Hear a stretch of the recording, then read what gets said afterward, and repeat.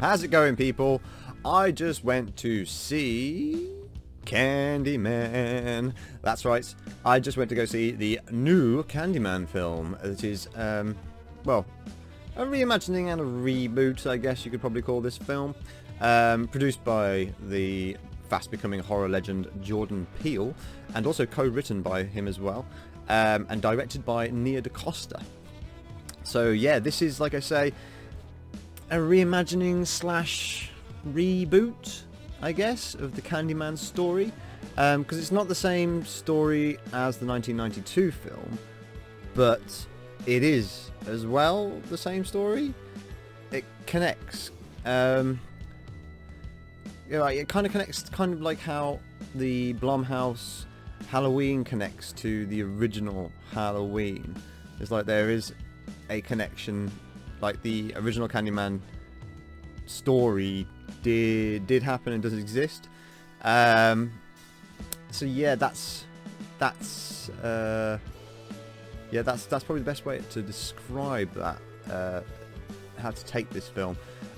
So yeah, your main actor in this one is Yahya Abdul-Mateen II, and also you got Teyonah Parris as well, who was in WandaVision. She played Monica Rambeau, which is awesome. She's really cool. I'm really liking her.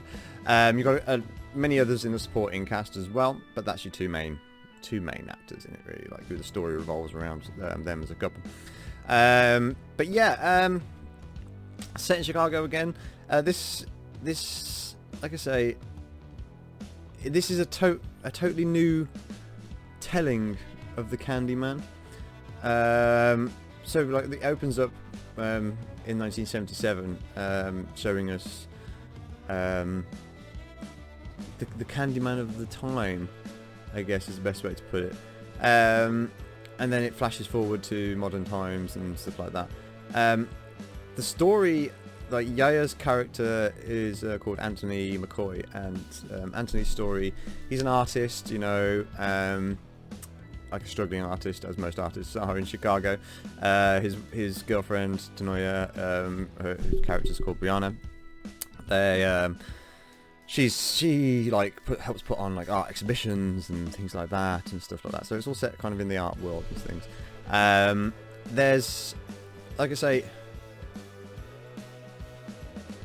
it's kind of almost like a bit of a mystery how it unfolds. You are following Anthony as he discovers his past and the story of Candyman, and it was a real nice surprise, because obviously up until about the third third of the film, or like the finale sort of area, like you think it's kind of like the Candyman was that guy from the 70s who you see at the start, but then you learn that he wasn't the first Candyman, which is where this film differs from the original Candyman. Because the original Candyman, it was always the same Candyman. It was always Tony Todd, who was just being summoned, like, you know, he was the vengeful spirit being summoned. Whereas this one is like the Candyman is still the vengeful spirit, but he inhabits different people who've been like who've suffered through similar demise and stuff. Like, this film does have a lot of like racial tones to it, but the Candyman film, like the Candyman story, always did, because even in the original Tony Todd film, he was like, you know, he was a black guy who got with a white woman and then was persecuted for it, like, you know, and they chopped off his hand and like covered him in honey and then bees stung him and everything, and then burnt him. So yeah, that story is still kind of like there, but obviously it plays with a lot of modern racial tones as well. I mean, it's not too on the nose. There was one bit in it which involves the police, and obviously anything that involves the police and involves racism is very much going to be on the nose anyway. But it was scarily real, like scarily like real, the way that this police officer was acting,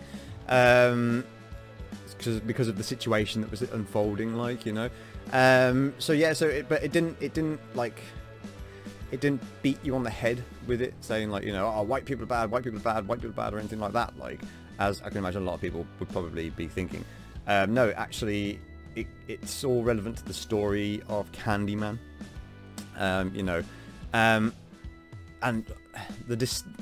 like Anthony's transformation, I guess you could say, his transformation into Candyman eventually, because that's what we're seeing. He's turning into Candyman, like, you know,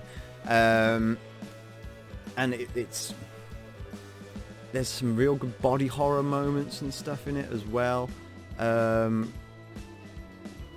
some like maddening moments, like I don't know, like the makeup effects are really good in this. I mean, they even like there was some, you know, CGI blood splatters and things like that, like, but there was quite some real good practical horror and gore in this, like, so I appreciated. The Candyman character was very menacing, but I don't know, man, it's he wasn't, I don't know, maybe it's because I'm just desensitized to horror films, but I wasn't super scared by the Candyman, you know, obviously.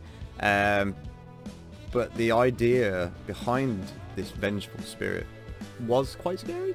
So yeah, it worked. It worked as for me, as, like, you know, regards to horror. It's quite suspenseful, which is really helped by the excellent cinematography. There's some excellent cinematography in this, and also a really cool score. I really like the score in this. I thought it was really well done. I'm curious now as to who did the score. Like, I'll have to look that one up. Like, but like I say, it's a very good score. And the way that it tells you the history of the Candyman through silhouette puppets and shadow puppets and stuff like that, I thought was a really interesting way to do that. Also, yeah, I mean, that's something to say. Watch all the credits. Okay, I'm going to go into spoiler territory right now. Like, okay, so like, there has actually been, like, throughout history since the 1800s, there's been 5 Candymen. 5 people have become the Candyman, and at the very end of the film, in the credits, it tells you, well, you find out about them in the film, but it doesn't give you their history and what happened. Whereas in the credits, it shows you what happened through the silhouette shadow puppets to those other Candymen. Because this could very well be open to more now. Like, I mean, the way they left it open, it's like, I thought it was quite interesting, like the legacy. Huge spoiler here now. You do see Tony Todd as Candyman in this film. They don't ignore that. Like, this is what I mean. This is why I say it felt like Halloween, the Blumhouse Halloween, like, because Tony Todd shows up as the Candyman, like, he is the original Candyman.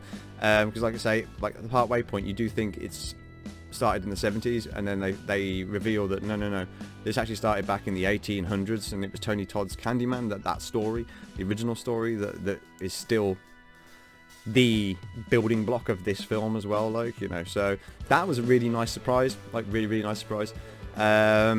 So yeah, I mean, like I say, it's, if you've got a problem with, like, racially charged things and things like that, like, you might have a problem with this film.